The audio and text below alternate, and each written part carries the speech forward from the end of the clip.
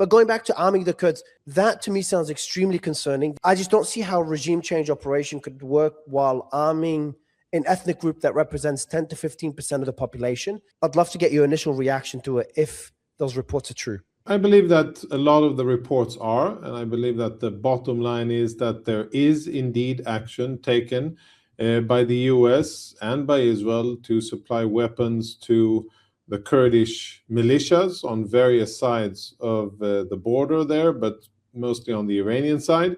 But I think what we're looking at is, if I analyze it from a military perspective, to me it looks much more like a pressure tactic applied on the Iranian regime. And if we put things into perspective, we look at the Kurdish capabilities and Kurdish history in Iran. This isn't a maneuvering force capable of, marching on Tehran or reaching far beyond its ethnic environment. That's not historically what the Kurds have done. And I think usually what we've seen Kurds do, fight very bravely for themselves in their area in self-defense.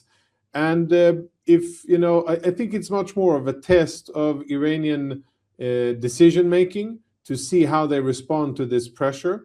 I do agree that there are significant risks attached with this specific strategy, and that is, really could be adverse for the future territorial integrity of Iran, which I think is something that should be preserved. I don't think we want to see a Balkanization of Iran. I don't think we want to see various ethnic minorities splinter away and do all kinds of things. I think it's important that the Iranian territorial integrity is preserved, but I think we should measure it through the lens of, this is a challenge towards the Iranian regime.